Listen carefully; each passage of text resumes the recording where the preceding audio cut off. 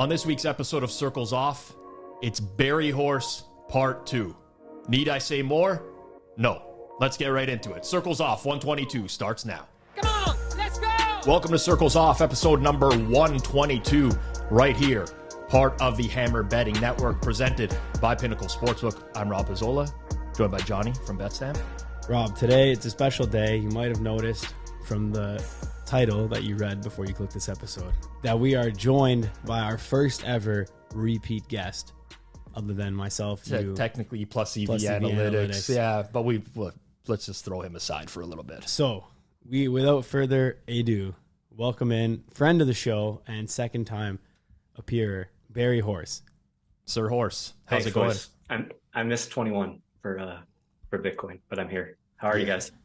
Doing well. We're doing well. It's I'm wearing the exact same outfit. I guess not the I do have the hat here, but I didn't want to put it on because it's got like some sweat stains. It's a little pretty ugly, but this is the same. Anyone who watched like the original Berryhorse interview that like flows their way in, we're wearing like the same shirts. Yeah, on purpose. But different background. It's going to be very confusing. Berryhorse came on opening day for this season, and then we're recording today.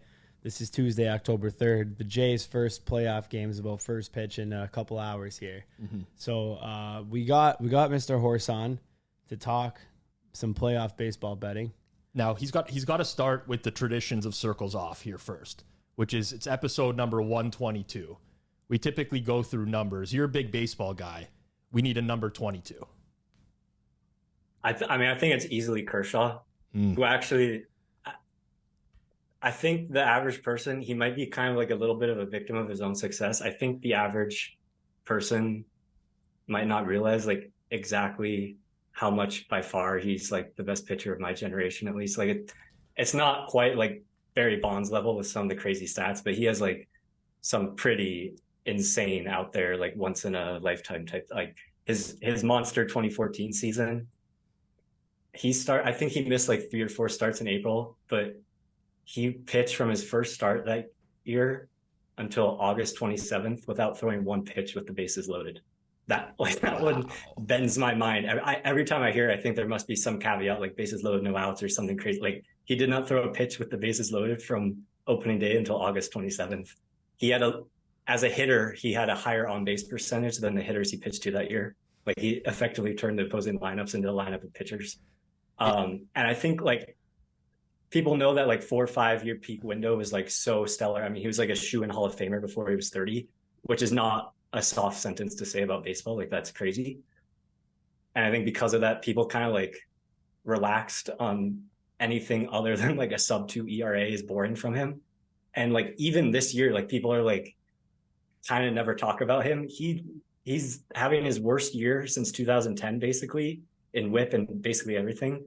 And he's leading the National League in WHIP. Like he has a higher WHIP than Snell's going to win Cy Young, Strider, Burns, Webb, all these guys. So I don't know. I might have just front ran and screwed myself out of a Dodgers money line in game 1 or 2 next series. But for whatever I'm going to hold on, that might be whatever 3, 4, 5%. I'll give up 0.03 units to a legend of the game. Rant about how good he is. The thing about Kershaw, though, is like when I was growing up, so you referenced 2014. Around that time, I was like the most recreational bettor ever. And Kershaw was amazing, but he like basically shit the bed every year in the playoffs. And it was like the thing that was going at the time. It's like Kershaw, great regular season, bet against him in the playoffs at these inflated odds. I think we can get into that topic of conversation as we go through MLB postseason betting and whether or not that's just small sample size, if there's something to it. But before we do... Hold up. Kershaw, a couple facts about him. Number one, I believe one game he lost 1-0 to the San Fran Giants versus Madison Bumgarner, and Bumgarner hit the solo homer off him. So that alone, I think Bumgarner's a better pitcher for the generation.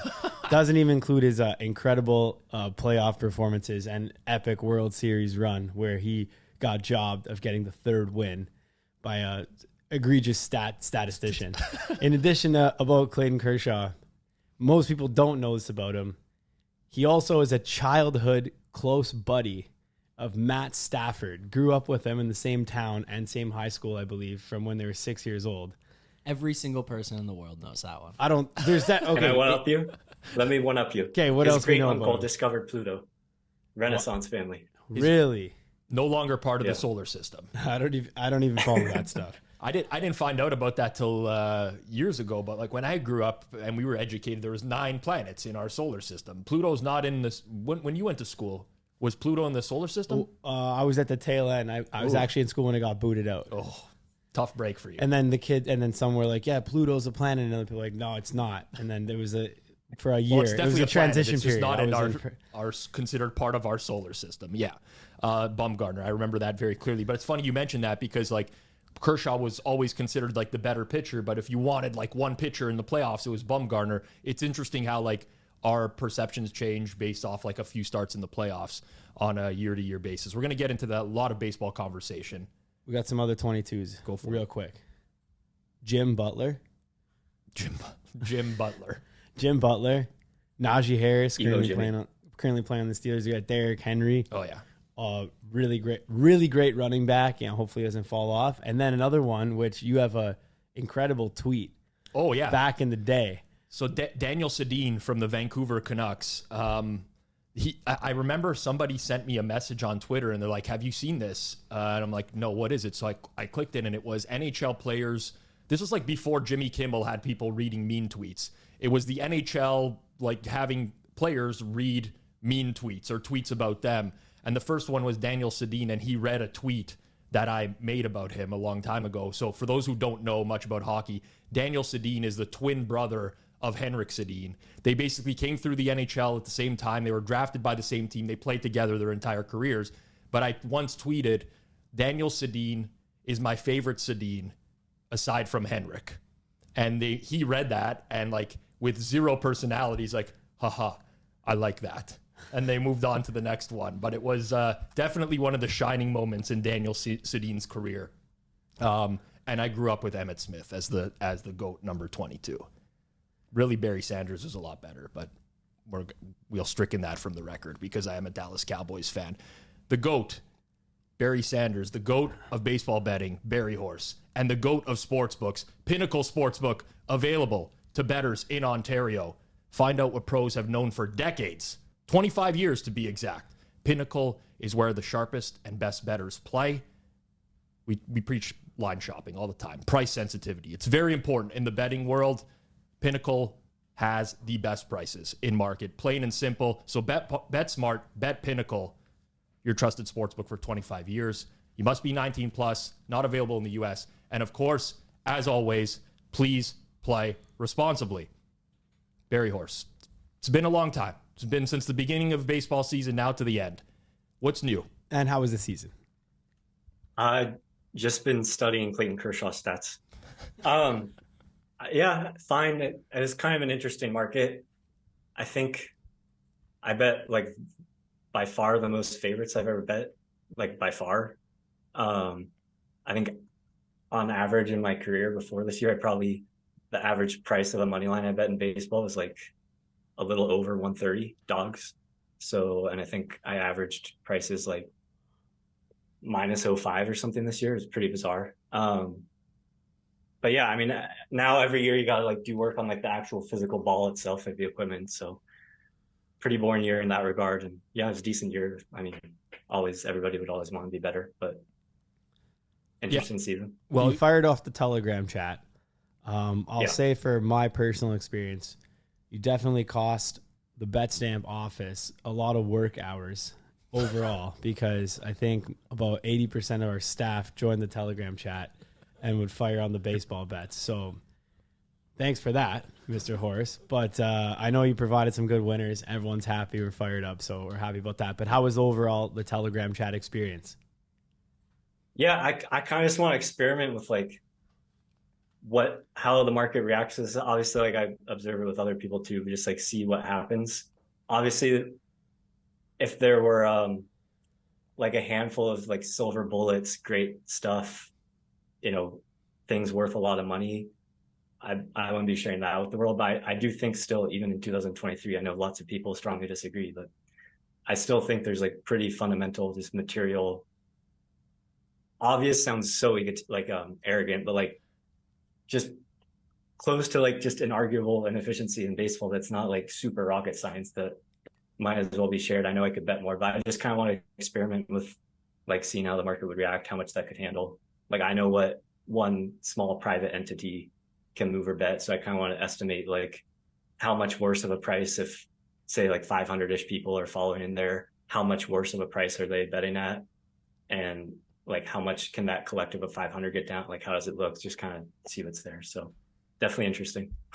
My favorite part of following the Telegram chat was not necessarily the picks. Picks are great. Obviously, whenever you're tailing someone who's winning, you're getting good closing line value. That's fantastic.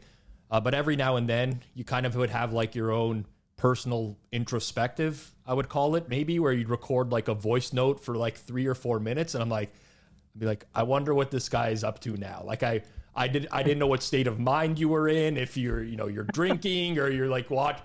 From the Masters until Thanksgiving, I basically don't drink a sip of alcohol. I have 1 week for golf right before the football season where I go have fun, but I take this stuff pretty serious. Yeah. I also notice you particularly, I mean, I'm just guessing here, get triggered by like some of the emojis that people immediately post in the Telegram groups. Not really. And I can turn them off. Triggered's probably the wrong word. More amused. And like, I don't know, like probably a vast majority is just like fun, lighthearted trolling, but just I can only imagine if people are betting real money, obviously, like there could be different emotions. So sometimes I address that.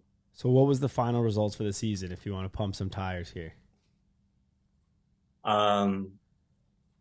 More wins than losses. Yeah, baseball.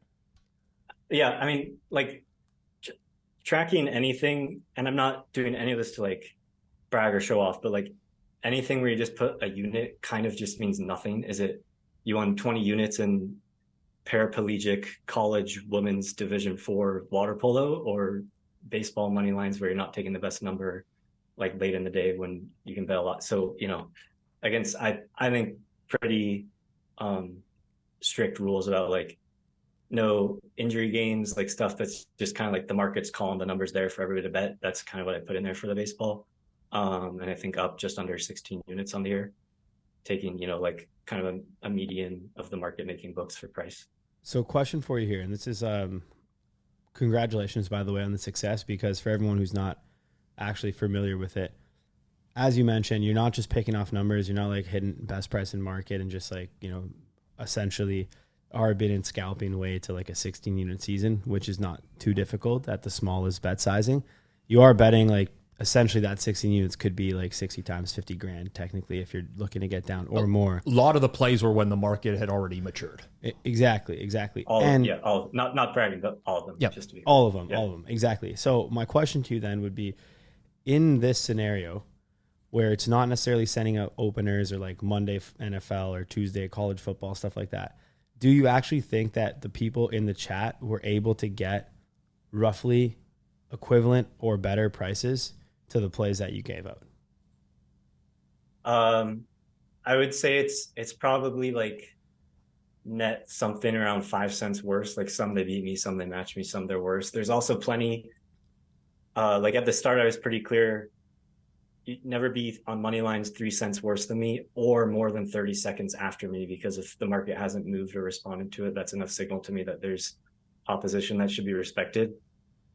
Obviously, in our first episode, we talked a lot about like how much faking of CLV goes on. So obviously, when I know that's happening and the number's still available to bet, so on a couple of those, I tried my best just to give out like, hey, it got shoved in my face, but I kind of know why, or if I don't know why, I still think I'm right. Like you can still bet this. So they've still probably got better prices than me on some of those. Which one? Like, again, this is year 8 out of 9 in baseball for me, where my negative CLV games have done better than positive. So yeah, anyways, probably like 5 cents worse, which on like 100 games would be like 2.5 units worse than me. So I probably bet, I don't even know, actually, something between 200 or 300 games, call it 200. So they're probably 5 units behind me on average. So 11 instead of 16, something like that. Still a profitable year though. Yeah. Pretty good. Berryhorse, did you notice anything fundamentally different about the MLB market this year? The only reason I ask is like, we're seeing this with football now, with the NFL, college football now, different sports, because you have a week between games a lot of times. But there's been a lot of talk about how the market's maturing a lot earlier in the week. People are betting earlier. Did you notice the same thing with MLB? Like, what was your volume like relative to years past? I would say, I mean, in Telegram, I only put like half the games I bet or something like that. I mean, it's going to be less every year unless you're, evolving and finding new stuff, which I obviously try to do. So, relatively similar as far as like timing. Baseball is just a little different because it's just 24 hours every time, and there's only so much like things that could come out, and a lot of stuff. If it's like a star player gets hit by pitch, in football, if there's like a questionable player, they might have a pretty good idea the day after the game on like Monday or Tuesday. But in baseball, if you don't know until the day after, there's still going to be high limits for that when that news kind of underground gets out there. You know what I mean? So it's kind of like you can only go so early in baseball on like the questionable injuries and stuff like that. So not a huge difference, to be honest. But yeah, I mean, obviously, like every year more people bet. Every year that means there's more intelligent people betting, and dumber, but also intelligent. And every year that means there's more intelligent people who are betting $500 or less who would be happy to bet overnight. So that'll always trend that way. What's the main difference between regular season and then playoffs? Obviously, starting today, people listening to this will have the opening weekend like ALDS and NLDS coming up. I mean, in pricing like a game, it's really not too dissimilar. Like there's small edge cases where the bullpen might be managed more aggressively in a postseason game, where they might have rules in place in the regular season, like they're never going to let a pitcher pitch 3 days in a row, or 4 out of 5 days, or maybe even 3 out of 5 days from the bullpen, to keep them healthy. And like they might be okay making their win percentage in a regular season game 59% instead of 60%, if that preserves them being able to be 61 instead of 60 for the next 2 days, but that doesn't happen as much in the playoffs, definitely like deciding games. But honestly, there's not like a crazy obviously, like just because of the time of the year, the weather gets colder, there's things like that. I mean, the big thing from a couple of years that I'm pretty fine talking about just because it's pretty public is like the actual physical ball itself, which is a whole tangent on its own. I don't know if you guys know, the factories here in Costa Rica, in quick sidebar, but like the most random city ever, not close to any port for shipping or airport. I have no idea how they picked it, but my girlfriend's like whole family works at the factory. So I went there before the season trying like, I'll take care of you guys. Like, can you tell me what, because every year they like have a pretty material change in the baseball, which you can imagine has a crazy effect on totals and everything. And so like different years past, I think 2021, they used a very obviously different ball than the regular season for the playoffs.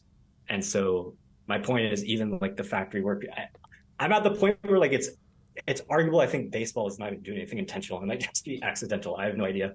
But that's me saying I have no clue. But you can know pretty quickly, like in basically there's 2 traits of the ball that you really care about for gambling, for pricing a game. That's COR, like coefficient of restitution. That's how bouncy the ball is essentially, which is not that changing really ever, as far as I can tell. That's easy to see just from bat speed, and point on the bat is now tracked from the cameras too. So you can see exit velocity based on that. And like if anybody plays golf, it's like smash factor. It's easy to see if you know the ball speed and club head speed, what the smash factor was. Right. But the bigger thing is the seam height and the drag coefficient. And that's actually like, you can tell that pretty quickly. Like you need maybe 100 4-seam fastballs. Obviously you prefer 1,000, but you can tell pretty quickly. And there's, normally more than 100 4-seam fastballs in a single baseball game from both teams. So you can see the velocity out of the pitcher's hand and at home plate, and the air density in that game, and you can see what the drag coefficient would be. So my point is, like, today we're recording this on the first day of the playoffs. We'll probably know by tonight if there's like, at least for these 4 games, a material change in the ball. It's funny you mentioned that, and people who are watching on video on YouTube rather than listening might have noticed me like laughing for no reason while you were talking about that. But all I could picture in my head was like you picking up a box of baseballs prior to the season and throwing them at a fence in the backyard or something, just like testing out the spin and trying. I went to the factory. I literally went to the factory and met like 5 of the workers. No one has any clue what's happening. It's crazy. Okay. It's literally at the point where like I think it could be something as dumb as, because like they're profusely denying any like which of course they could be lying, but like part of me just wants to say it's just like, yeah, they might not know. They might not actually know. Like a couple, like if you switch like this actual scene, like the string manufacturers, and then like different stadiums manage the humidors differently now. So like maybe out of the factory here in Costa Rica, they're identical, but after they ship, change environmental conditions a bunch, or getting the humidors there, the seams stretch out and grow. Like it literally could be something that dumb. So seems to me like there could just be some quality control issues in the Costa Rican factory. But I mean, but it's pretty obvious. Like they're like last year was a really obvious. Like you literally could just blind bet every under a post and win like 40 units in April last year. It's crazy. I forget, it was like May 18th or 23. I forget exactly.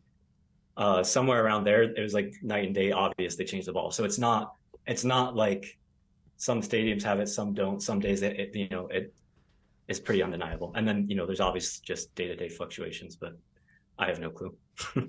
Did you get like the ship? Did you figure out like where the balls get shipped? Like if they ship all of the balls for the whole season, like at the beginning, or if it just comes in like weekly shipments? Stuff like that? They have a bunch of batches, and then there were like a surplus excess last year. So like that was, I think, the start of 2022 last year. They were using like some leftover balls from the year before, and then like halfway through, might have switched to a new one. And then there was like a clear hybrid. Meredith Wills, I think, writes for The Athletic. If you Google her name and like baseball 2022 or something like that, there were like 3 pretty obvious distinct balls that she labeled and found all the games that were using them last year. When we first talked to you prior to the season, we did basically like a regular season baseball primer, and we asked you a lot about the rule changes that were coming up this year, and you kind of walked through what effect you thought they would have. I'd like to do some sort of like a postseason primer here, because a lot of people who handicap baseball feel like it's a very different game in the postseason. I just wanted to pick your brain on some specific things. So in the postseason, we don't see this in the regular season where we get starters on like short rest, potentially pitchers in the bullpen who might not have been available in the regular season that pitch back-to-back days, but now might be expected to pitch back-to-back-to-back days. And I'm curious if you have like an actual method for accounting for this, because it's a very small sample, even if we take like the history of baseball and the amount of people who've pitched on 3 days rest. And also on top of that, whether you actually need to be able to quantify it, or is it just like your best guess might just be better than everyone else's best guess? Okay, so there's no objective way to go about pricing literally anything. Like, of course, there's all kinds of like heuristics and best principles of doing anything, but even like a really popular book called, I think it's just called The Book by Tom Tango and Mitchell Wickman on baseball. Tom Tango, Tango Tiger, right? Yeah, just called The Book. Yeah, it's The Book. I read that when I was younger. Yeah, something like that. It's called The Book amongst baseball fans. I think it's called The Book on Baseball, but it's kind of like you don't need to be technical or mathematical. I think anybody who has a pulse could pick it up and understand like most of what it's trying to communicate, and just basically goes through a series of like 100 different things like that, like starters on short rest, platoon splits, how many play appearances do you need to be compelled that some pitcher is so unique they don't have a platoon split, like a bunch of stuff like this. Now, granted, I think it was written in like 2003 or something, and a lot's evolved. But my point in bringing that book up is just like the process for that is unbelievably logical, really good to read through, but there's no guarantee that it's right or logical to look at things the way they do it. And I guess first I'm answering like, how would you even go about checking or answering that or attempting to price that, Rob? And like there's plenty of all the typical people you'd think, like Russell, Carlton, Tango, again, like plenty of people who've looked at stuff like that. For me, like almost always, unless it's one of like a very small number of MLB teams left who, in my opinion, are not so analytically great, but in 2023, like almost every team other than 2 or 3 is really pretty sharp, and you almost can just outsource all of that work to them, in my opinion. And this is unbelievably lazy, but assume they wouldn't be doing that unless they had their own models internally using data I don't have. That, like, I'm going to assume if Milwaukee pitches Corbin Burns on short rest instead of Wade Miley, that Milwaukee's, who's a very sharp team, has done enough work to make sure that that's like a risk reward they're settled with. And that there's just like so much they know and do that like nobody on the internet even knows about unless you've been inside a team. Like I think sorry going too much of a tangent. No, keep going. One of the things we talked about, one of the things we talked about in the last one was how I think I almost accidentally stumbled into like betting what's called seam shifted wake pitchers before that phrase even existed because of stuff my computer seen. And like reflecting a little further, honestly, because I'm kind of like everyone, I think everyone's full of shit who claims they win a bunch. And like I kind of, in retrospect too, especially going through the last few years and seeing like how hard I just grinded for 6 years or for 6 months to like in that Telegram barely win 16 units and like just how hard it is to win. And whereas like before Twitter and that 1 year on Twitter were just like monster years for me in the baseball, I think a good chance what was happening is kind of falling into the seam shift awake stuff. One thing that was super intentional was the pitch framing stuff. And just like other kind of oddly specific analytical things like that led me into betting on teams, pitchers, players who had a lot of like 1 + 1 = 3 going on. Like that led me, like one team as an example would be like the 2016 Cubs or 2017 Astros, like Cleveland back then. There were a bunch of the Tampa on the Twitter year where they were doing these 2 or 3 things I thought were really important. And I thought I was a genius for discovering that I thought was like the only reason I was winning. But in reality, that stuff was all mispriced and underappreciated by the market. But it led me to betting on those teams. And they also had like 1,700 different things I'd never even thought about that were also huge analytical edges that compounded to where like the pitch framing, seam shift awake, all this stuff might have been worth 2 or 3% when I thought it was 7, but it was showing up as 7 to 10 because of all these things I wasn't even aware of.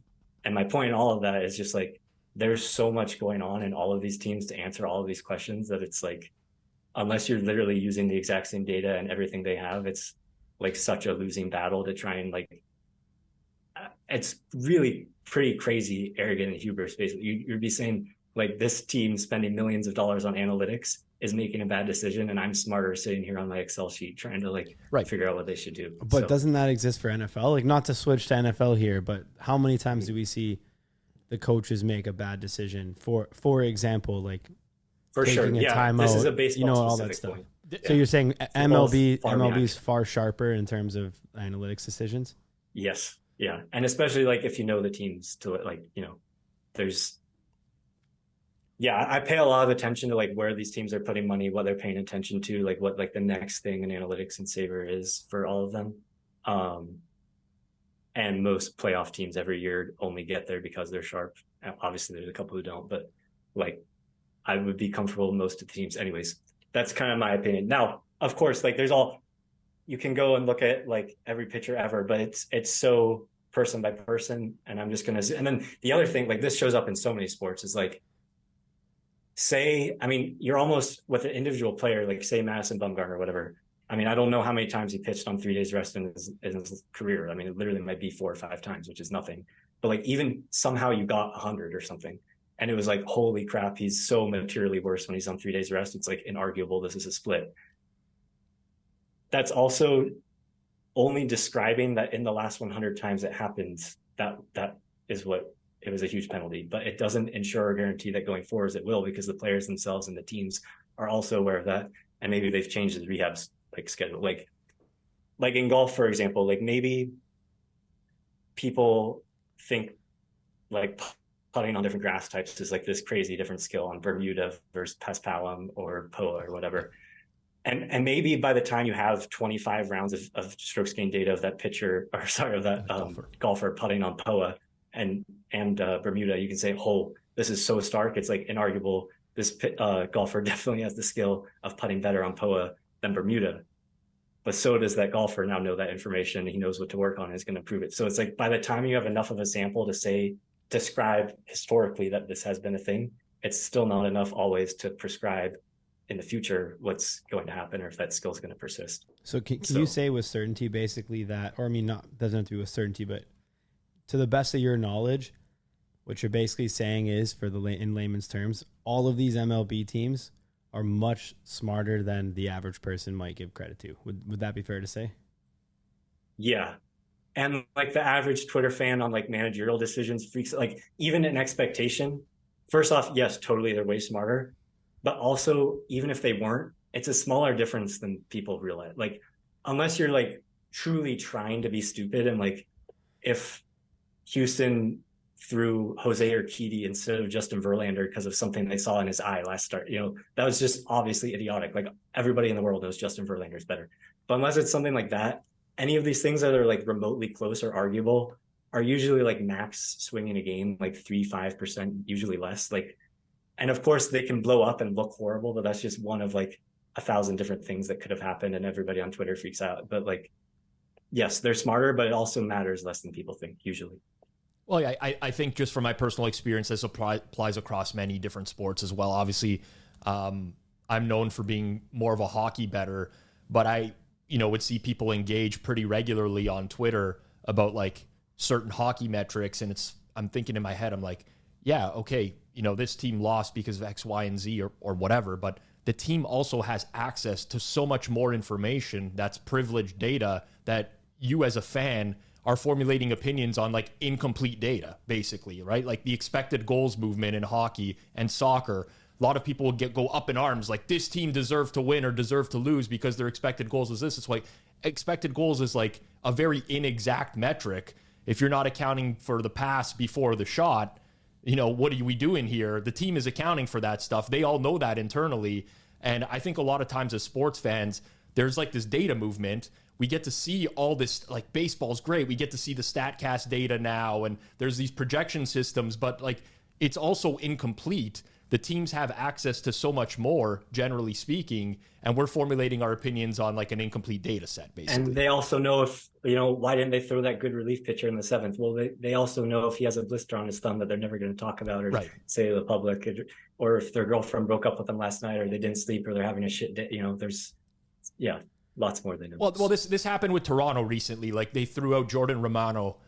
He had like a finger problem or like a broken nail, and they didn't play him for a couple games, and then they threw him out. And I believe he gave up like a game-winning homer to the Yankees in the 9th inning. And Toronto sports media is like, oh, how did John Schneider put Romano out there with like a busted finger? It's like, well, obviously he didn't have a busted finger anymore, or he wouldn't have been in the game.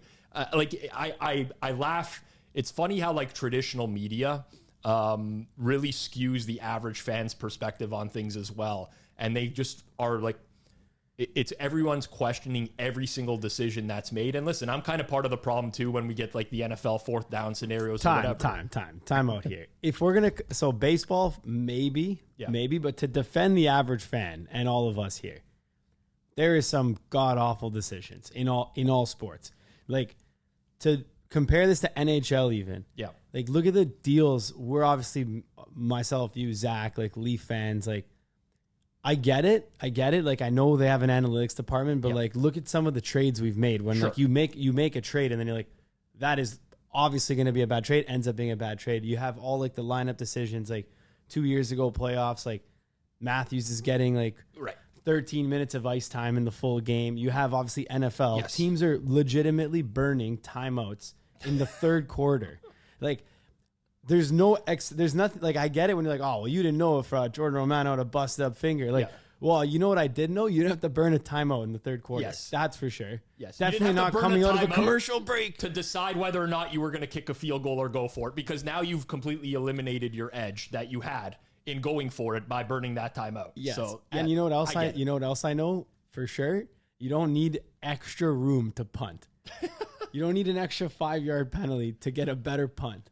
So like all these things, when we're talking about this now, the average guy's like, oh, really? Like they must be really sharp in baseball. But like, of course they're gonna think that they're not sharp because you see so many bad calls in NFL where it's so much more obvious to the fan that it's a bad call. Yes. And then we're like, what are they doing? And then even NFL, you see like players.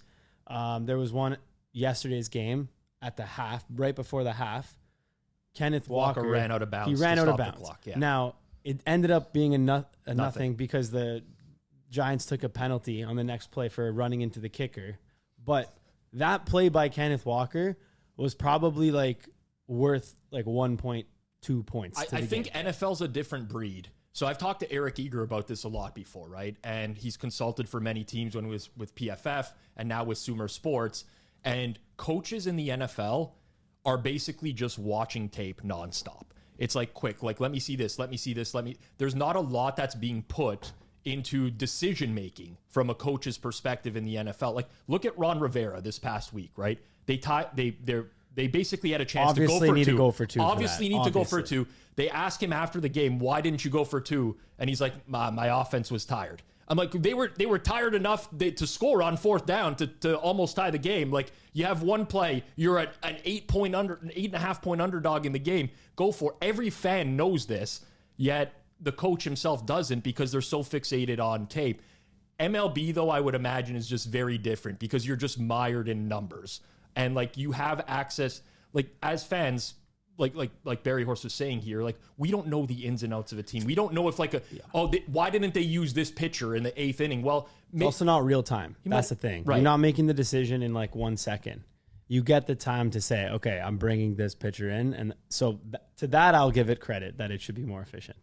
It's not real. And honestly, like, the real answer to Rob's original question is like, if there's enough weird things going on, like a pitcher on short rest with like 17 other weird factors that are already kind of like difficult for me to naturally price, you don't have to bet every game. Like unless the price is egregious and I really want to look into like why it is. And if it's like, I make a game 160 and it's 130 because people are discounting this pitcher being on short rest, then I'll spend time to see like, okay, maybe 160 is wrong, but how much could this really be worth? And if I struggle to really make any way where it could be lower than 145, then I could bet the game. But like, if it's like going to be crazy work and I have to like bend all these numbers and do all this work to convince myself it's an edge, there's probably better games to bet. Do you think that staying on top of news is like a more valuable skill set in the playoffs? I don't know how much stuff ends up being public, but there was someone that I was going back and forth with on Twitter before through DMs that was talking about the fact that they think that they could just beat baseball playoffs by like keeping up with the news because there's so much more possible information out there that could affect the game. So, for example, like a manager making a random comment about, potentially the starting pitcher being on a shorter leash or things like that. Just from your experience, do you think that it's, keeping on top of the news is a more valuable skill set in the playoffs? My instinct would say it's the opposite. Like, it's really the only time of the season where you truly know for sure every team is doing everything to win that game. And not saying like any baseball teams ever intentionally try and lose games, but there's definitely some where they might like cluster rest 3 stars in one game, or like clearly be planning to work some middle relief bullpen pitcher into that game who's, meaningfully worse than what a normal bullpen would be. And obviously those are pretty valuable, and there's just, almost more than double the teams in the regular season and way more games. So that would be more valuable and less watched and analyzed. Obviously, like the second, to the extent something like the manager saying this pitcher is on short leash, which I would also challenge, is like, that's also probably for a reason and probably helping them win. For, 28 of the 30 teams, I would trust them. It's usually not even the manager's decision. They're more like puppets. But even if like you thought that was an edge or whatever, like to the extent it was, the second it's public and obviously watched by 10 times the number of eyeballs and ears during the playoffs, it gets priced in. So I would probably say the opposite, but obviously like information is always important and everything, but probably manager interviews are not the best. But honestly, there's like plenty in the regular season where people aren't grinding all those always. And there's, some stuff that's like worth a lot with a real player that's not priced in the next morning. I think one of the issues is you also have to take the manager's words at face value. If you're now getting into like the deciphering. Yeah, I know all the liars. I have a list. I do for NFL draft as well. I know which GMs are out there lying publicly and which GMs are honest, but yeah, that's one of the inherent challenges. We started this interview by talking Clayton Kershaw. Johnny brought up Madison Bumgarner. Player experience, clutch performances, anti-clutch performances. These are often highlighted every single year by traditional media. This guy's built for the playoffs. He elevates his game. This guy fails in the playoffs consistently. Does that factor into your decision making or modeling at all when it comes to playoff baseball? The one kind of quirky, weird thing like that has shown to have something. And look, I'm only saying this because it's written about publicly. Obviously, hopefully it's obvious. If there were like a few silver bullets that I thought were an edge and not priced in the market, like clutchiness or playoff experience or whatever, I would not be sharing on a podcast with 1,000 people listening. But the one thing that is, and this is already priced in, so don't think you're going to hear this and win because of this, but just to account for, is there has, to me, and there's, again, 10,000 different processes to do all this, and there's no guarantee any of them are right or the most logical. But in my opinion, if you followed like Russell Carlton's work, he has kind of like I don't know if you two are familiar with what's called the log 5 method. Yeah. You can price how likely a plate appearance is to end on a strikeout based on the strikeout rate of the pitcher and hitter and the platoon split, and possibly 50 other things. But making your best estimate on the baseline of the players, it looks like for pitchers whose team clinched early in September, there is something like on the order of a 1% uptick in walk rate and 1% downtick in strikeout rate for the pitchers on teams who clinched early.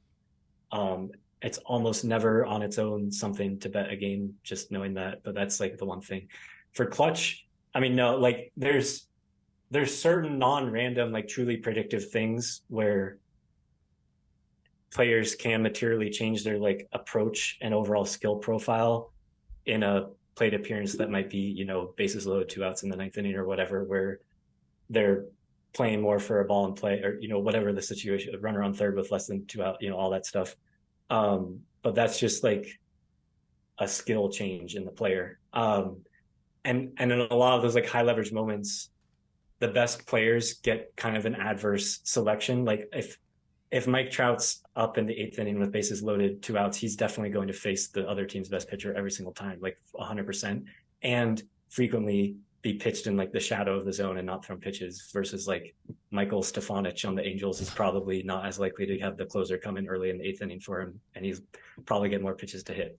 So there's that. But in terms of like almost like a character judgment of like who's built for the moment, who can handle the pressure, again, you can go through the usual list of suspects: Russell Carlton, Tom Tango, all these guys, Google, whatever, MLB clutch performance or whatever, all, the top 20 known sabermetricians have written plenty about this, and basically know if the way you asked that question was like, does this guy have balls or not for the play, like, in that type of like machismo type way that people talk about it? No. This has been the hardest one for me, one of the hardest ones for me in all of sports. And again, the old clutch factor. Yeah, I'll remind people, you can see by my body stature, I'm not a professional athlete, nor have I ever come close to being a professional athlete, but I did play like rep sports when I was growing up. And sometimes you just are surrounded by guys that you feel are generally going to cave under pressure. Like, I'm a big believer in anti-clutch, if that's... But I feel like all those players are not in the show right now. There's also like plenty of those for whom they're just like missing like it's a material skill thing rather than like they're mentally weak or fragile human beings. Like, I'm all about calling Greg Norman all the bad words in the book for plenty of other reasons, but as a golfer, I think people overly shit on him for choking. Like, I think it's 96 Masters, the main one against Faldo, but like he was fighting like a wicked double cross weeks before that and kind of like got hot and timing his hands for 3 days to even have that lead. Like, there was a material flaw in his swing that just got exposed under pressure. It wasn't like, his head getting in front of himself or him not being able to handle it or beating out of his chest. Like, that happens to everybody, including Michael Jordan, Kobe, whoever you want to name with clutch gene. Like, anybody who's not's lying. From my perspective and understanding of chemistry, biology, everything. But don't they? Okay, so people have done research on this. Now, I'm not sure the caliber of the research. It hasn't been the level of stuff that like we currently might do in sports betting. But like the players who are the most clutch are simply just either no sample size or the best players, which just adds up logically. Yeah. The no sample size is always going to be an issue because you're just not going to be presented with enough opportunities to have like an at bat for your team to win the game. It's just never going to happen. And I don't I'm a big believer in sample size to justify opinions, but there's a lot of things that are going to happen, like over the course of an NFL season. Let's say we're modeling NFL. We're never going to have like a real enough sample size on every player to know exactly what they are, but you can see enough over the course of 3 or 4 weeks to be like, this guy's having a great season. He's going to be a great quarterback. He's going to stink. He's going to like, there's still something there. You know what I'm getting at? But so you're saying for NFL even? Well, even for everything. Like, but was Tom Brady clutch because he was just Tom Brady and he was good as well? Or because I know, I get it. He did outperform. The guy was obviously clutch. yeah. But was that just because he was a great player? Generally speaking, the guys who are going to be clutch, I would agree, are probably going to be more talented. Good player coach combo as well. There's a lot that could go into it. There's a ton that could go into it. Anything that anyone else could look at to get an edge on the playoffs right now? Like, for example, would you say like maybe the series prices are a little weaker than the straight games? I would assume so. Like, where would people be able to bet that can give them a little edge for MLB right now postseason? Shop for the best price using BetStamp. There you go. Yeah. I mean, well, like obviously, like anything good, I'm not going to say. So, well, even just like, for example, the series prices. Do you bet series prices heavily? Sometimes, but almost always, if those are a real edge, it's basically as big of an edge with less vig to bet money lines. Baseball money lines are pretty low vig, so those are almost always better to bet. And definitely, like on futures, like you're almost always better off rolling over series prices. Like the only reason basically ever to bet those futures prices would just be to like flex for your ego, the ticket that you called it October 1, who's going to win, or whatever you bet it. Fair enough. Okay, so who's a good team that you think right now is undervalued versus market? For not maybe it's going to give away an edge. We can't even give it. What can you give? How about this? Who's a player that can win World Series MVP right now? If we want to go for a long shot dunk, who's good value? Who's your bet? Long shot? It doesn't have to be a long shot. Whatever. It could be Ronald Acuna. You think that just off the top of your head, we won't have you run the numbers, but someone who you think would be a valuable. Well, yeah, I mean, I would say, because of the top end rotation, I'd say Atlanta, and because of home field, that's another thing. Sorry, I'm fine talking about this because it's really like well understood. I feel like, and just every year I bet more home teams than away teams, and like it's not really a secret. Like obviously, I was willing to put it all in the Telegram. Like people can see, I bet like a disproportionate number of home teams. I think because of like some things changing in football, people just like, I know this has nothing to do with World Series MVP, but it came to my mind, so whatever. People think like home field must just be disappearing in every sport. I mean, baseball home field has been 54%. Like every single year since before World War I, when planes didn't even exist, since before the Wright brothers. Like I'm not really compelled to believe that like flying first class and staying at the Four Seasons has anything to do with home field. And actually, it's kind of interesting to at least check that off for baseball. I mean, I guess you could argue something about the hand-to-hand combat of like moving another man in football could be related to sleep or rest or something. I don't know, but like knowing that like the quality of travel basically has nothing to do with baseball home field is like probably pretty helpful for that. But anyways, that's why, Atlanta needs to be a material favorite over the Dodgers. And, Alves is a switch hitter, so we'll have more of a platoon advantage throughout the whole series. Hey, every now and then in baseball playoffs, you also get some hand-to-hand combat. If we remember Jose Bautista and Rougned Odor. That was a game. That was a regular season, though. No. That was a regular season game. It was and then they just ended up playing in the playoffs. The Texas versus Toronto game was a game. Yes. That was the Jose Bautista bat flip. Yeah. Deep left field, no doubt about it. Yeah. I remember watching that game. That actually might be the most I ever sellied for a sporting game. I'll tell you this. The one that I did remember was the Edwin one against the Orioles. Yeah, that was big too, the walk-off. But that Bautista one, man, like everyone was so mad because of that absolute job call we just got. The half inning before, if you guys remember it. Well, I think it was Shin-Soo Choo on Texas, if I remember this correctly. He basically just got a free run because the ump just didn't call the play dead? No, so what happened was, this was actually ruled correctly, but Toronto fans weren't having it in the moment. Russell Martin went to throw the ball back to the pitcher, and it hit Shin-Soo Choo's bat. Oh, yeah. And that's what it was. It's on the catcher, actually, at that point. And it was just a live play, and the runner scored from third, and no one had any idea what was going on. I think John Gibbons was the manager of the Jays. He like sauntered out there very slowly, and it was the right call. But because of that, it created the environment of like this hostile environment. So when that home run happened, absolutely, and that home run was off of 2 errors, I believe. Yeah, it was error, and then Bautista, and then he bat flipped. Wow. That's shivers, sports, man. I don't know if we could tell that I have goosebumps right now, but I actually do thinking about that. And he was always like a little bit of a feisty guy, Bautista, Oh, yeah. but like the passion in that flip. Yeah, that's sports. Now it's very commonplace, right? Like the bat flip is just like a thing that it happens in like a regular season home run now when the game is like 8-1 for a team. A guy flips a bat after. Every year there's actually 2 bat flips that end up being deep pop outs.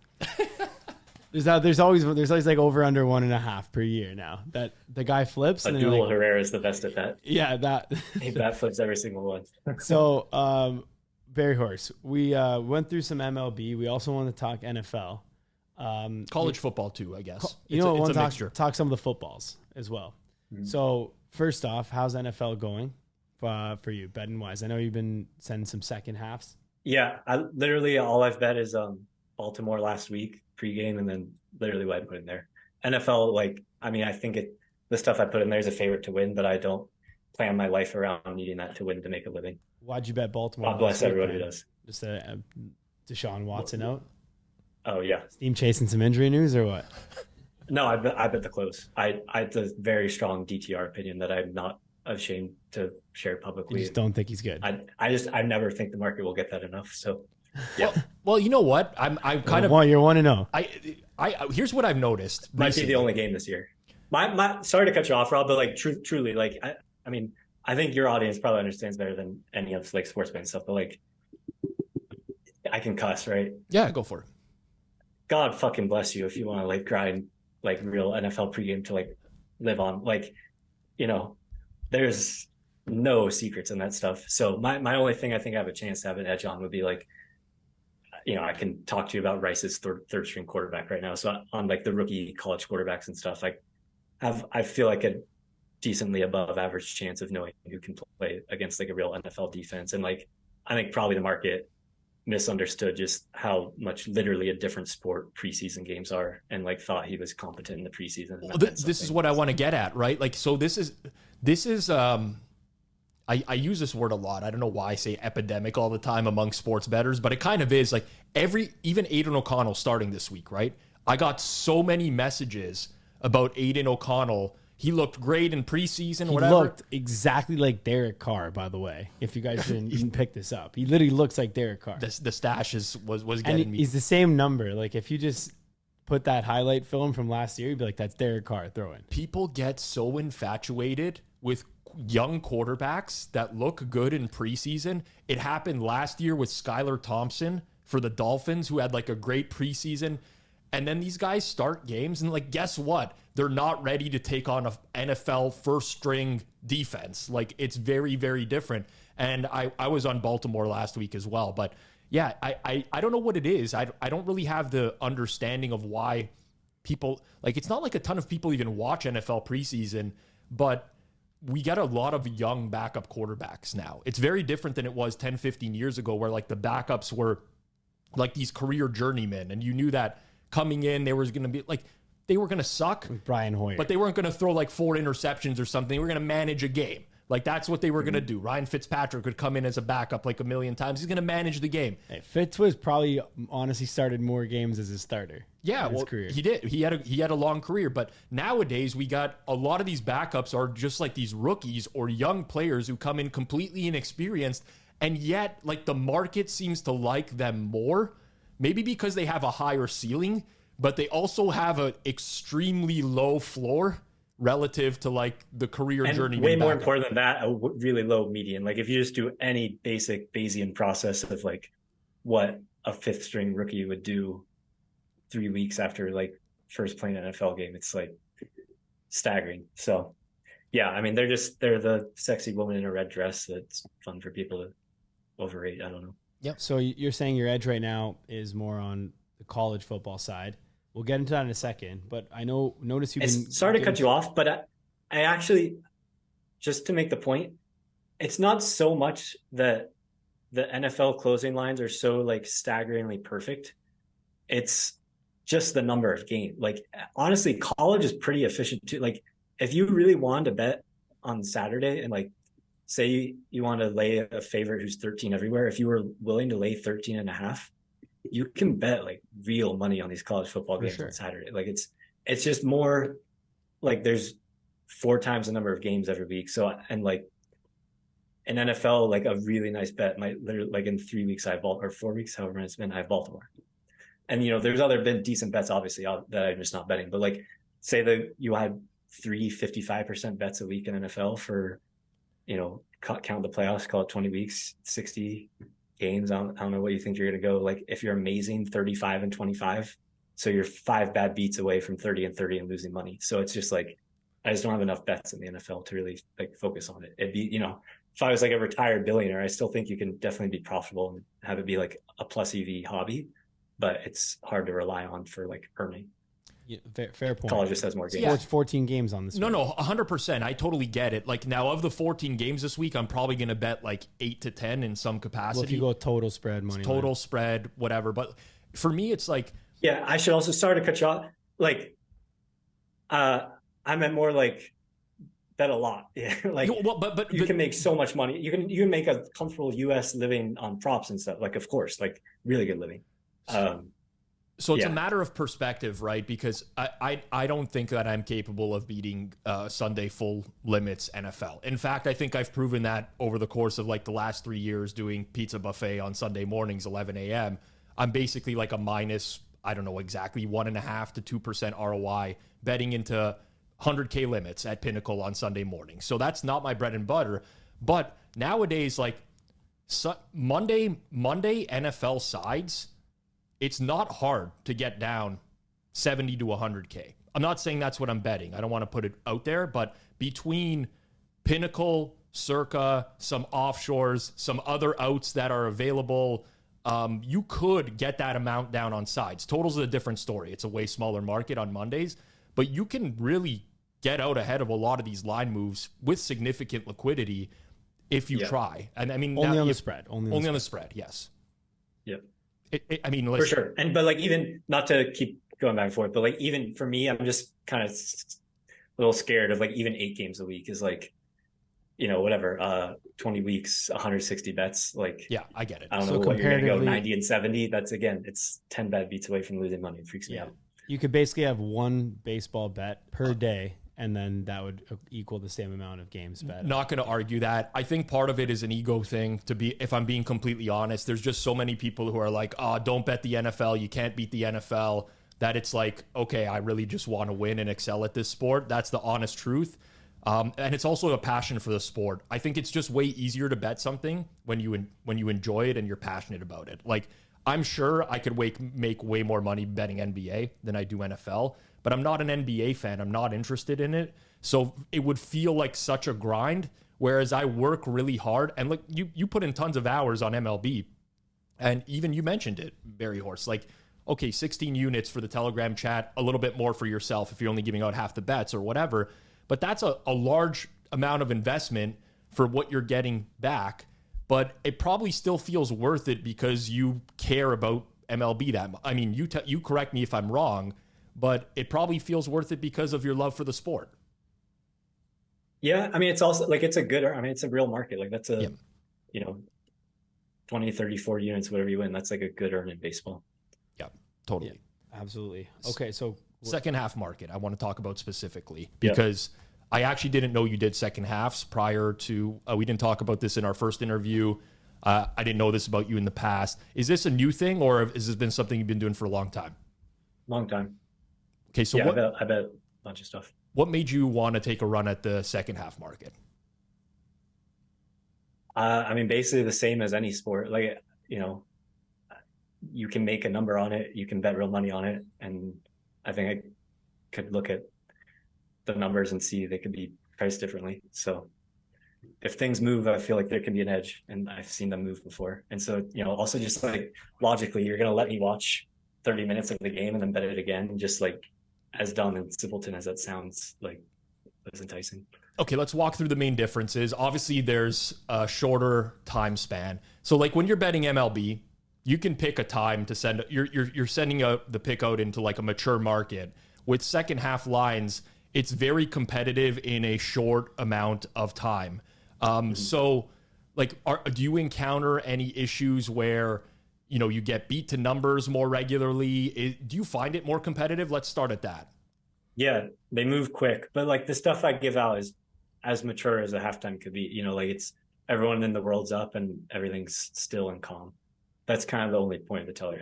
I could give questionably followable things in there, like where 3 places in the world have the price, but it just doesn't seem like that would be delivering much value. You think it's easier to find an edge on the the spread at the half or the total?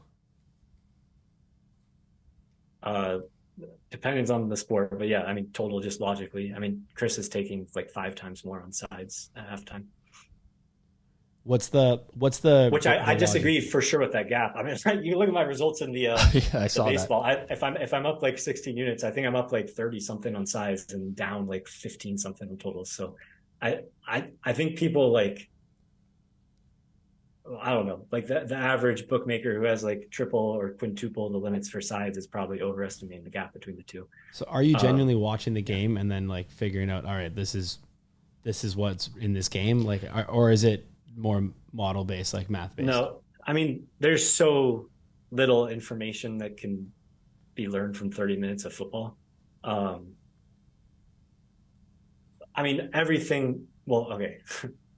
The model word is like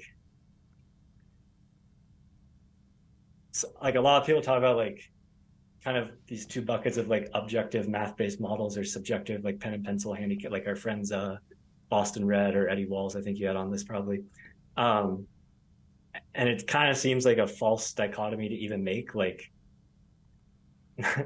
I promise no metaphysics on this one, but like every subject is an object and every object is a subject.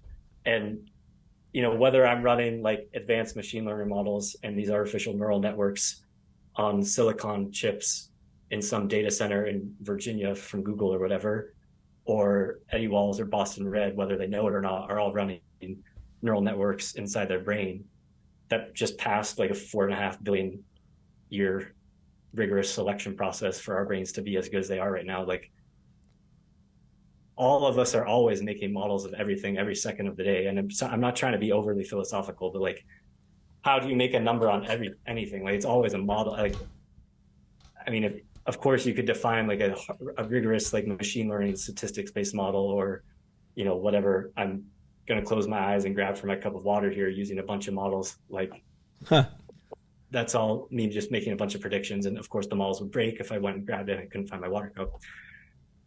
All of that's like probably going on too much of a tangent, but my point is like everything matters. So yeah, there's a lot of just like basic Bayesian. In an NFL game, say it closed 48 and home team 7-point favorite, total 48. And the first half played out where the home team, the favorite, received the opening kickoff, meaning the dog is going to receive it in the second half. There's a very high chance that it's probably going to come like 24 and 3.5, or 24 juice under, 24 juice over, maybe 3 juice or 4 juice, but like that's what the price is going to be. So like, and usually what it should be, but like there's so many caveats of like the types of teams in college. I don't think I'm really blowing anything up if you watch any of their games they played this year, but like it's not really a secret. James Franklin really loves covering for Penn State. And so like there's tons of different coaching things. Obviously injuries are just like material facts. The different coaches coach in different ways. Like, we're recording this, I think 2 days after a Kansas City game, that the market's getting a lot better at coaching that guy in the second half, on pricing that guy. But like Andy Reid forever has basically been like an auto under bet with a lead in the second half. And like different things like that. What do you think on that slide there? Not much. That's good move. Yeah, Such- good move. Such a Help the good. under. I think the under already won by then. But yeah. Yeah, the under was guaranteed. I mean, unless it somehow they kicked the field goal and then went to OT or something. Maybe Jets tie it and then miss the extra point. Who knows?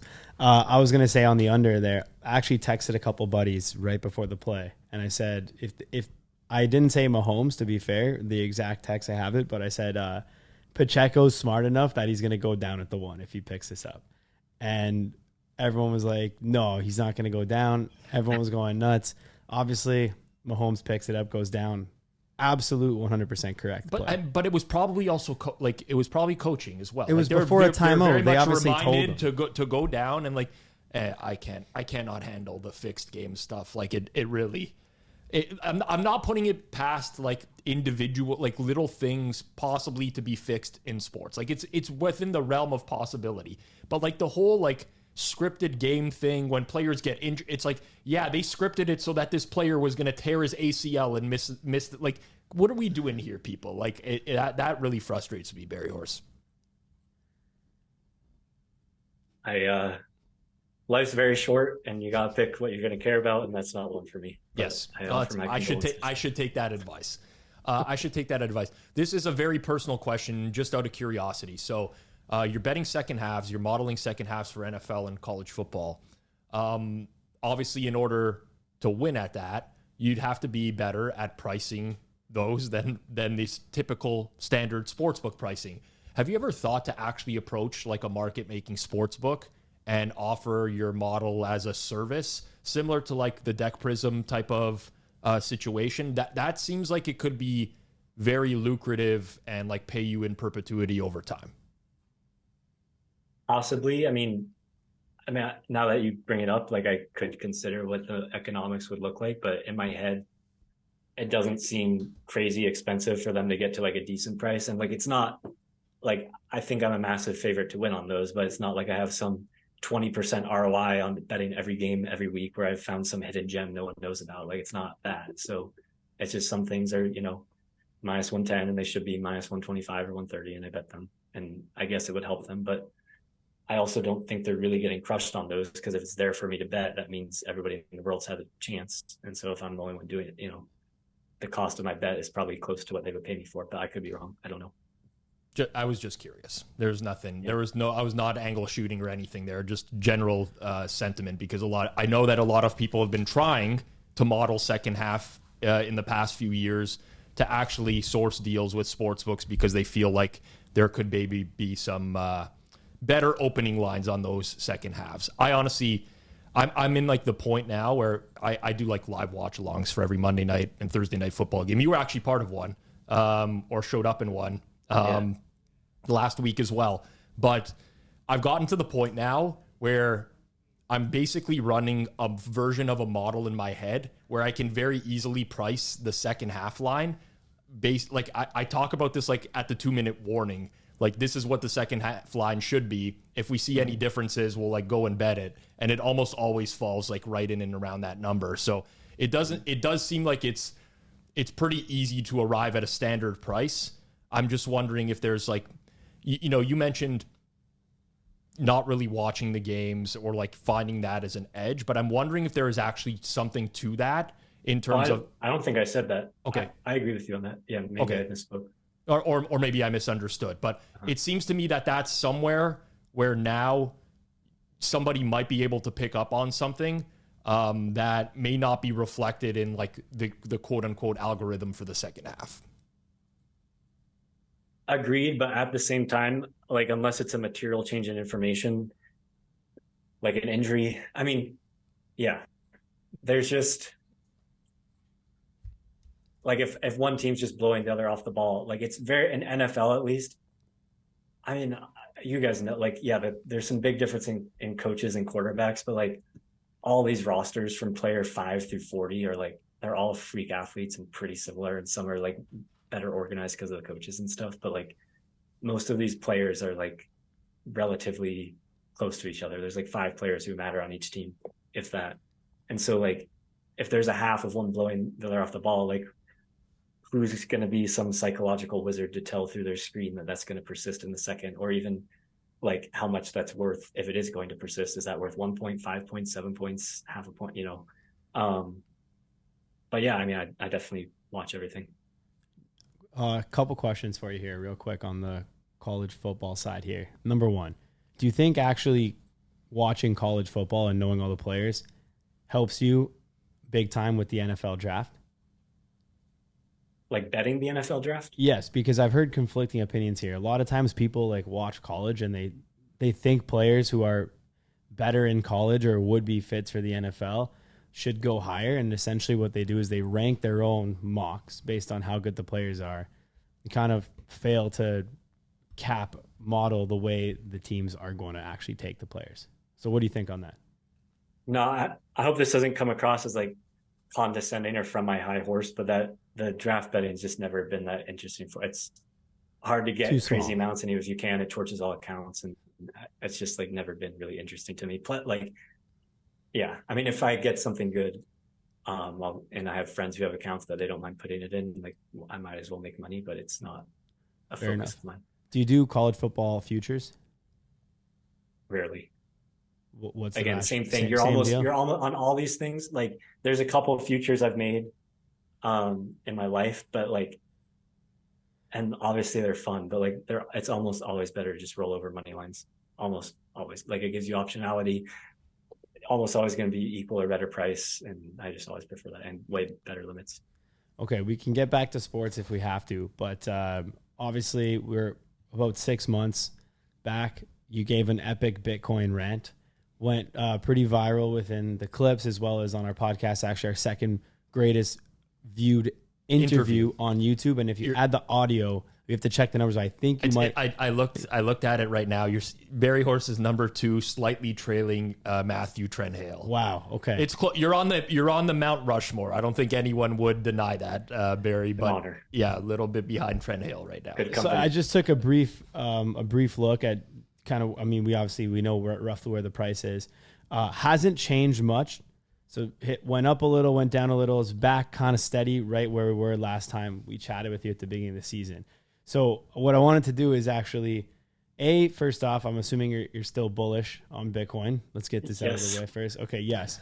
So we had some crazy reactions to the last pod in some of the comments. So I'm going to read out a couple of them here. And then would love to get your response back. Okay? Okay. Number 1, anybody who says, this is in regards to your Bitcoin rant for anyone who's clear listening. Okay. Anybody who says stuff like that just wants people to buy so the value of their own holdings go up. Either that or they just have no concept of how a currency actually works. So it's a two-part question, two-part comment. But what's that person's name? That's Ulsta 1011. Oh, we're calling out people here. 1011. Well, it's a public. Okay. This is a public YouTube comment on the last video we said. So for that question, I think what a lot of people and I vehemently disagree with this, but what a lot of people do think is like anyone who has a lot of Bitcoin or appears to have a lot of Bitcoin, these big whales, people who are very early on, like people think that they're just like greedy and need people to go in for their exit liquidity. So what are your thoughts on that as like a counterpoint to buying Bitcoin now? So like roughly how many people do you think listened to the first episode? So the YouTube viewership, which is public right now, is roughly 5,000 views. Listenership, I can't really comment on that, but it's a substantial amount of people. Okay. Let's say there's more on that, but like if we're really going to be real, like how many people, I know you have really loyal listeners, but I don't know what number is going to listen to every minute of my rambling spiels on all this stuff, and I know Bitcoin triggers, so I don't know what number actually listened to that whole part. Let's just be generous and say like 5,000. I feel like I'm being unbelievably generous, and this is like a crazy, I always get this confused if it'd be left skewed or right skewed, but like obviously the mean would be way bigger than the median, but if you just took like the net worth of those, let's say 5,000 people. Tom, we did put a clip. The Bitcoin rant was in the Twitter clip, and that alone had like 50K impressions. Not sure how many see it, but I think it was above 5,000. I'm just trying to roughly estimate for Ulsta 1011 the number of people and like the max, if I'm really generous, how much impact these rants could have. Let's just, for the math, say 5,000 people, and let's say like something like an average net worth of $1 million. Obviously, the median would be much lower, but I'm guessing you have, being some sports betting podcasts, there's a lot of successful people probably that drag that up. And let's say somehow my words, in the best case, compelled every single one of them to put every dollar to their name into Bitcoin in order to inflate my bags. It would be something approximating like $5 billion for 5,000 times a million. And the fully diluted market cap of Bitcoin is something hovering around like 500 billion. So in the absolute best case, I might be inflating my bags materially through converting these 5,000 people, something like 8%, which Bitcoin, since we started this podcast, has probably moved 1% in either direction. I have no idea. And so that's not my intention at all. As for like not understanding how the currency worked, I agree. I'm 28 years old, and I've spent the last 9 years, the majority of most of my years, learning about money, and basically come to the conclusion, like all 8 billion of us could spend every waking hour the rest of all of our lives trying to answer the question, what is money, and would fall woefully short. But I'm definitely on that pursuit, and so I love learning about that. I do humbly think I understand probably more than the average person, but I appreciate the feedback. And honestly, like, if saying like I'm just in that, or like, it's just for gain. I mean, it's really like a losing proposition for me to talk about it as strongly and as often as I do. Almost like a reverse free roll. Like, if people do find their journey down the Bitcoin rabbit hole, like enriching in their lives, whether that's because the US dollar exchange rate goes up or because it helps teach them more about personal responsibility, whatever else, there's awesome messages of thank yous that I get from that. But like, it's not, I've yet to receive a check for doing that. Like, I don't get like financial value from doing this, and there's plenty to lose. Like, absolutely. I like all walking humans, I feel like complete and utter shit if I lead anybody in the wrong direction on anything at my words. And so like, there's plenty of ways where like I'm not going to get max credit or reward for orange pilling people, and have plenty of ways to, have it bite me. So okay, respect on that. I think response. that the argument is not necessarily even that you specifically impact the price. It's more just like early adopters of Bitcoin. There's some people with massive followers like would be able to influence millions. And then just like the concept of that being the exit liquidity. Like I said, though, I don't agree with that. Well, it's also like, just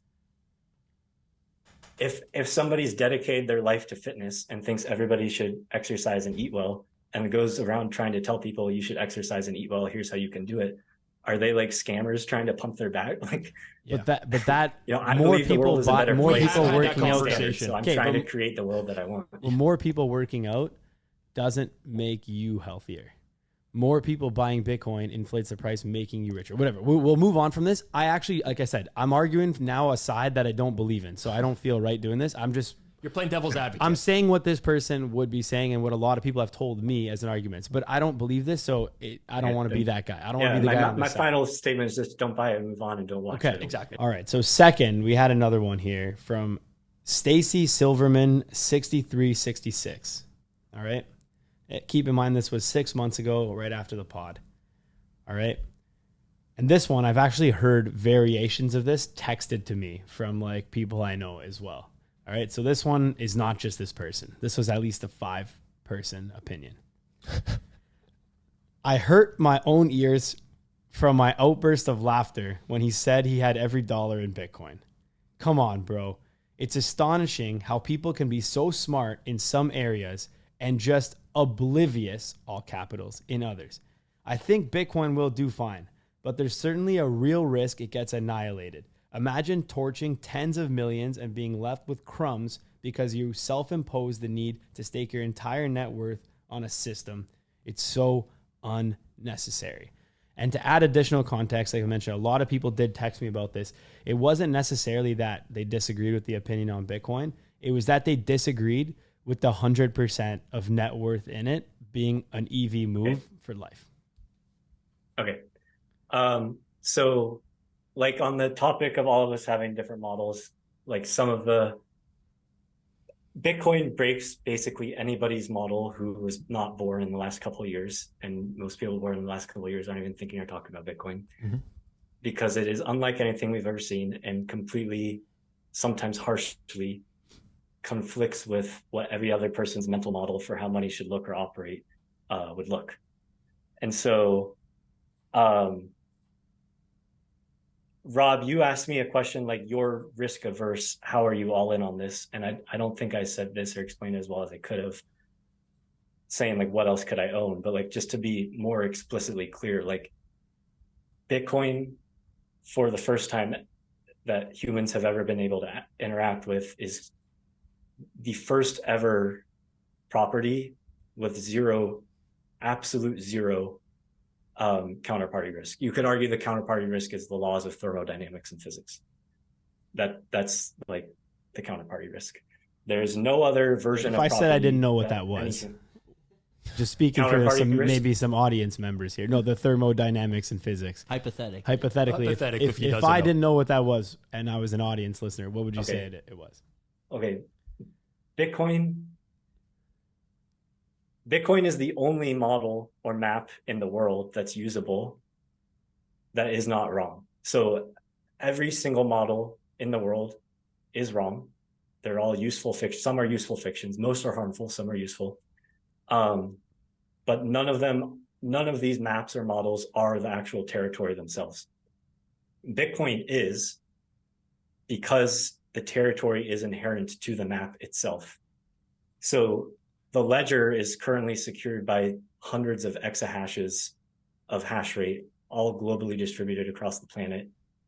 And what this means is, and if there's a high chance that I don't explain this well, as anybody who's somehow tolerated listening to this entire episode knows, I'm not trained in communications or speaking or education. But what this means, and if I haven't explained this well, I can link you to whatever documentary video that could explain it better.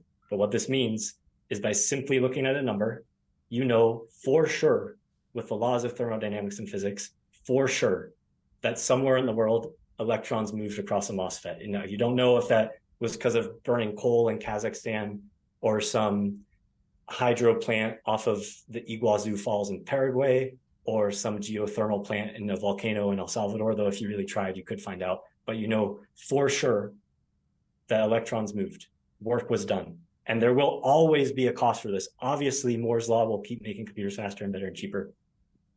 But, and I'm sorry to get too much into like the quantum physics, but at the absolute most basic level of how our universe works right now, and at least as far as we understand 2023, electrons will only ever move like down to like where you really get into like wave particle duality and, you know, a bunch of complex things that are way beyond the scope of this podcast, will only move from injecting usually a photon and adding energy to the system.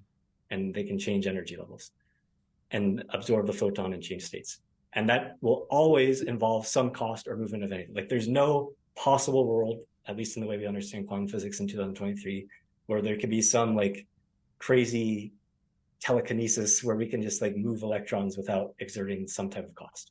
And so that's what I mean by thermodynamically. Bitcoin proof of work mining thermodynamically secures the network across like the most unthinkable nation state level collusion you could ever think of. Like every nation state in the world could collude against Bitcoin today and it would have no chance. It's so many orders of magnitude the strongest, most powerful, secure computer network in the history of the world that's like impossible to describe on a podcast. So I think we might need a top hat and a pipe to understand that one.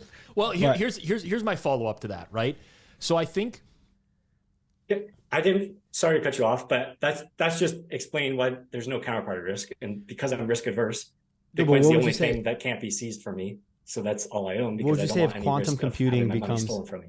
Okay, time though. People argue that quantum computing will become so fast, so powerful in our generation that it will be able to brute force it and hack the blockchain. Is that possible? Post-quantum cryptography has been a field of study for several decades, and breaking SHA-2. If SHA-2 breaks, we have so many bigger issues than what happens to the Bitcoin network. It's not even funny for any other remote way you could store your wealth in 2023.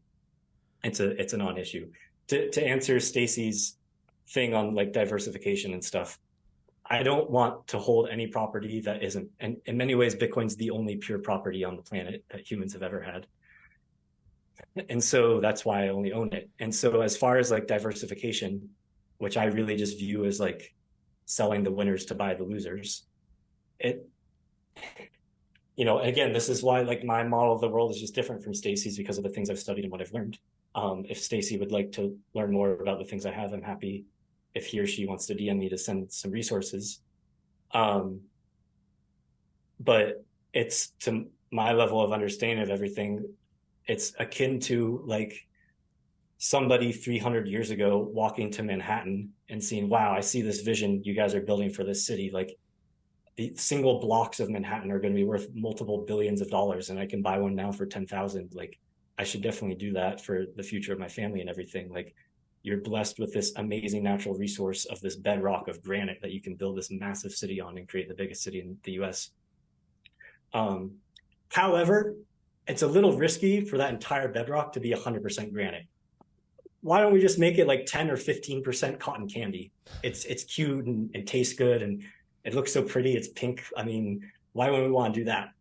And, anybody with like a pulse of engineering or understanding how architecture works would think there's like a complete bumbling buffoon. And that's kind of what I think about, no offense, anybody who owns stuff that's not Bitcoin. It's like a passenger in an airplane getting on and saying, hey, engineer or pilot, like, I know we've been iterating on these airplanes since the Wright brothers over 100 years ago, and through a series of rigorous tests and failures and engineering processes, we've arrived at the conclusion these should be made out of aluminum, mostly on the outside. But just in case, like, why don't we make it 10 or 20% saran wrap, just in case? I mean, the plane obviously would go up in flames and everyone would die immediately. Like it would never even take off.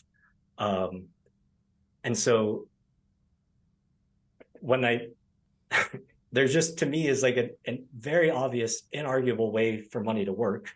And it looks like Bitcoin. And there's no second bet. There's not like, of course there's trade-offs and risks to everything, but like, to be fair on those risks, because like, I shouldn't say there's no risk. Like the risk I see, the very slight caveat on the quantum stuff you asked about, Johnny, would be, I don't know how much you or the viewers know about Bitcoin address architecture, but almost all of Satoshi's coins are stored in an address format that's called pay to public key. So if anybody listening to this has ever sent Bitcoin transactions, you might have noticed if you were using Bitcoin maybe 5+ years ago, usually they started with the number 1. If you started to use Bitcoins maybe like 2 to 5 years ago, they usually start with the number 3. And in the last 2 or 3 years, they usually start with BC1. Bitcoin's gone between using different like formats for address types, where it used to be just in plain text, plain sight, you could send Bitcoin to an individual's public key. Then when you went to pay to public key hash, pay to script hash, and now we have all these complex SegWit addresses. Those, I think it's about 1.7 million coins that are Satoshi and a couple other, like Hal Finney's, probably a few people are stored in these pay to public key addresses. That it is conceivable, because those are in plain sight. You could almost think of it as like you could mine Satoshi's coins with quantum computing if somehow like the biggest innovators in quantum computing wanted to dedicate all their resources to that and not like commercializing it, which would probably be worth more than that, in my opinion. But I guess it's arguable. And even that is not like a compromise of the system. It's, people would freak out just as they did when half of the hash rate of the network shut off overnight in China in 2021. And, 3 or 4 months later, the price was higher. Mm-hmm. And so like it would cause like a short-term price thing. The greater threat that like, again, is like something like 1 in a million to ever happen. But if Bitcoin mining ever got so centralized that like, I kind of view miners in 3 categories. There's like complete home miners who just plug ASICs into like their home. There's kind of like intermediate sized miners who have clusters of 300 or 500 ASICs in like one of these shipping containers, and either they bring it to the energy source or have it on some grid, however they do it. And then there's like the crazy publicly traded like Marathon, Riot, huge data centers, tens of thousands of ASICs. like multi-megawatt facilities. If we ever got to where 90-ish% of global hash rate was in a dozen or so in this like oligopoly of those megawatt type mining facilities, and if all nation states colluded to shut those down at the same time near a Bitcoin difficulty adjustment, like let's say within an hour or two, it doesn't really matter, you'd be close enough to make a big difference, we could totally survive and not even bat an eye and lose 90% of hash rate, and we'd still be secure about to like the most absurd level of nation state level collusion of the actual network working and securing the Bitcoin. However, the network itself would become pretty unusable after that. Like the block intervals instead of 10 minutes would start to look a lot more like 100 minutes. And so now instead of where you can pretty easily, we're recording this in October 2023, you can send billions of dollars across border without permission in 30 to 60 minutes for like 5 to 25 cents. I can intuit what the fee structure would look like if that happened, but Bitcoin would probably look decently unusable for 20 weeks if something like that happened. But like we'd be fine. Again, it would just be like not optimal usage. And if you really need to send money, you could pay the fees for it. So those would be the risks I see. But yeah, that's why I have all of it. It's the only way of my, and then, you know, honestly, the other thing that's like really big, well, a couple of things, sorry for rambling, but like all of like this broken fiat inflation money has caused the average person to almost have to like train themselves to become a financial analyst. Like my mom, I love her and she's amazing, but like I think she would probably right now struggle to like really sit down and solve 2x plus 8 equals 20 or whatever, you know, like or like explain like the quarterly reports of Apple and like, you know, what the future of quantum computing and AI is and what companies should be invested in. And because you bleed 10% of your money every year by saving right now in any fiat currency, or, you know, if you're in Argentina or Venezuela or Palestine, much worse, you almost have to like become a financial analyst and look at investments and become a stockbroker on top of like your day job. And like the mental stress that I become alleviated knowing my money is safe for the rest of time is like pretty hard to calculate, like the opportunity cost I would, if I was trying to like manage, oh, I need gold this month and stocks this month, and like what's going to still even exist in 200 years, where I know Bitcoin's rock solid for the rest of time. And then the other thought, just to finish, would be like, it excites and invigorates me and is like the world I want to live in. And, you know, don't get me wrong, like I want to be rich, not right. Like if there's a greater thing to store wealth in, then I will consider it. But I've not been presented with that. And until it does, a really nice added benefit is like the morality and like the moral case for Bitcoin in the world that like, I definitely want to vote with my wallet on that. So I think since we're all sports bettors here, comparing this to something else would be like, let's say you had a 99% projection win rate on the Atlanta Braves for tomorrow. Would you dunk 100% of your bankroll on that? No, not even close. So then how are you dunking 100% of your bankroll into Bitcoin? But it's not 99%. You're 100.0. Yeah. Well, then Yes. hey, fair answer. That checks out. I'm not, I think probably maybe I don't checks out. communicate this well or misunderstand it. Like, I think people just view it as like a investment to get more US dollars, or like are focused on the exchange rate price, which just doesn't mean much to me. Like it, there's no other thing I could own that I can know for sure I will have tomorrow, no matter what. Like, I think we talked about this before on the last one, but like, you know, at the most basic level, until we like, I want to be humble enough to admit like all the stuff we're talking about today and all of this would have sounded absurd to anybody 100 years ago. So who's to say in 100 years there isn't some way to channel telekinesis or whatever where we can pick up on the electromagnetic radiation from our brains and our private keys can be stolen from us. But like, until then, how are you going to get 12 words in my mind? You ever heard of Oz the Mentalist before? Wow. Wow. Listen, to Berryhorse's point, the fact that you said, but it's not 99%, it's 100. Listen, you could disagree with that if you want. But Many people do.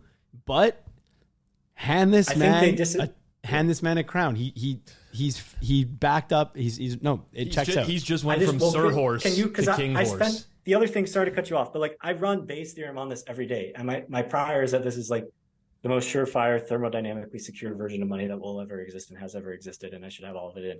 And I try so hard to break that prior every single day of my life for 9 years now, and I can't see any rational argument to like remotely intuit how any of this could break. And if you guys have any, I'm willing to listen to it, but I don't see how it could ever become feasible. Fair enough. We wanted to give you the platform it's been 6 months to defend yourself from the people who just don't understand or like don't have the context into your thought process. And I think you have totally done that. For the audience out there watching on YouTube, if you've made it this far, chances are you have liked the content and you've been entertained. So make sure you hammer that like button down below and subscribe to the Circles Off channel if you're not subscribed yet. For those listening in podcast form, please rate and review 5 stars. We're going to forego our final question because we asked you this last time. Wait, but did we do a plus EV, negative EV last time? That's what we're not going to forego. We have a new segment here on a weekly basis. Me and Johnny give out like our, something that we've noticed. Doesn't have to be sports betting related. That was plus EV or minus EV. So we're going to throw it over to you. Totally up to you what you want to go with here. One thing you think is plus EV in life and one thing that you think is minus EV in life. I think paying for, if you play golf, a really good club fitting is like psychotically plus EV. Like the amount you pay for like a round of golf or like 24 balls is like roughly what you pay. And honestly, usually it gets waived if you actually buy the clubs themselves. And for the length they're going to last you, it's kind of and I think a lot of people either like they're apprehensive, never had a lesson, share to show off how bad they are, like they're swinging stuff to somebody else, like a professional, or scared of judgment, whatever. Or like think like, oh, I'm a 20 handicap, it doesn't really matter. Like I've just noticed like crazy changes in like little things like shaft flex and weight that help your game a lot. I would have made it a minus 1,000. And honestly, you guys, I know you probably have a lot of Canadian listeners. Those TXG guys in Toronto is like, I'll admit they're probably pretty pricey. I don't even know, to be honest, but they look like they'd be pretty premium. But I'm sure those guys are great. Like they have really good content.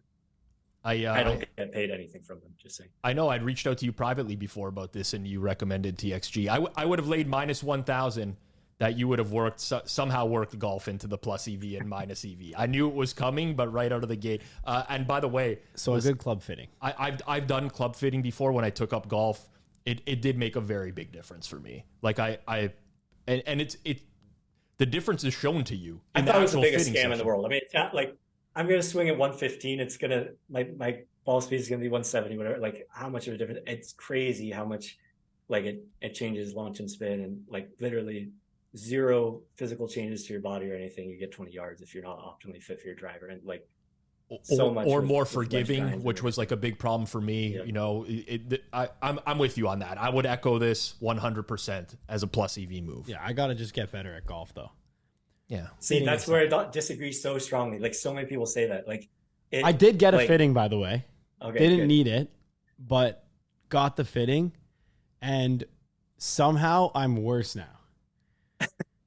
So, listen, that's anecdotal. That's definitely not the norm, but I am worse now. Okay, wait. Sorry, Berryhorse. We got to like little backtrack though. Like you got to give some context of like when did you get the fitting and how much have you been playing? Yeah, you played way less this year. Yeah, because that's what I was going to say. Way less. Yeah. Guys. Yeah. I got the fitting. I'm absolute straight trash now at golf. Like, but you played way less is the point. Yeah, sure. I played less. Dude, you had a golf simulator in your house last year, which you don't have now. You were definitely ripping a lot of shots last year that you're not ripping now. I ripped the new clubs on the sim. Okay. And I am straight trash. Okay. But with that being said, I then went back to my old clubs, and I was also trash with those. Thus leading me to believe it was absolutely never the clubs. And that's why I said about a minute ago, I just need to get better at golf, to which Berryhorse disagreed. Fair enough. I see how we've come around. That's the logical thinking that's going through my head right now. But anyways, do you have a negative EV, Berryhorse?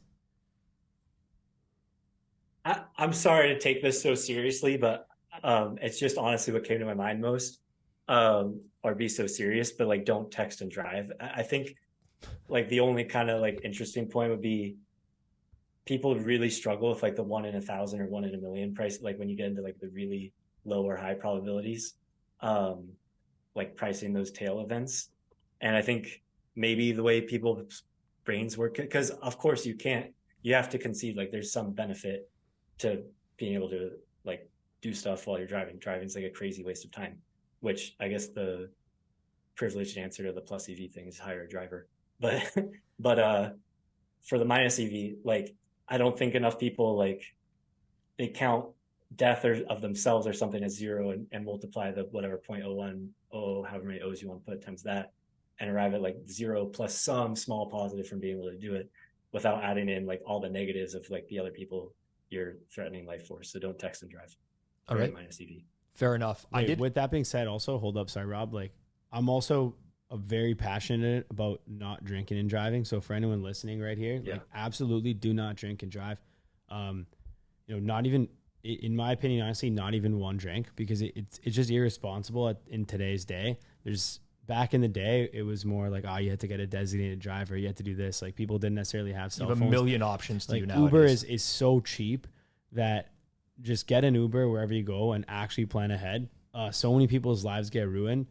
It hits close to home. If you're listening, we can even help one person. Like just don't drink and drive. It's actually the negative EV of all time to drink and drive.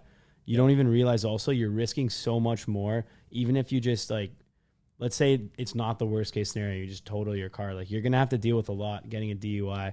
Technically, you can potentially get a criminal record off that, prohibit yourself from traveling. And then in the worst case, like there are scenarios where if you do something really bad, like you are facing jail time, things like that for something that's completely stupid in a split-second decision, especially people who are, 18, 19, 20 years old, just getting their license here in Canada where the legal drinking age is 19 here. Like do not drink and drive. Grab an Uber, get a buddy to pick you up, get your mom to pick you up. Do not drink and drive. Well said. Well said. I just want to work in a listener EV, which I got about an hour ago. He says to me that we don't ask for other listeners to give us like EV and plus EV, minus EV, but I got a DM on Twitter from John Charles that says, I got a sneaky value play for EV move of the week on your next circles off. He follows that up with tailing the ambulance after it passes and everyone is pulled over still. There's always that one guy who's just flying up behind the ambulance while everyone's still pulled over. I gotta say, it does seem like if value for you is time, this is a very good way of getting some time back. So that's plus EV funny. From John Charles. His name is Berryhorse, but that's not his real name, but his alias is Berryhorse. He also goes by Sir Horse and King Horse today as well. You can follow him on Twitter at Berryhorse_29. Appreciate you joining us, Berryhorse. It's been a splice. I said splice, not slice. Splice is what I said. Why did you say that? I haven't said that since I was probably 16 years old, so I can't tell you why. It's been 20 years. But make sure you give him a follow. Check him out on Telegram as well. For myself, Rob Pizzola, Johnny, Berryhorse, producer Zach, this has been episode number 122 of Circles Off. We'll catch everyone next week.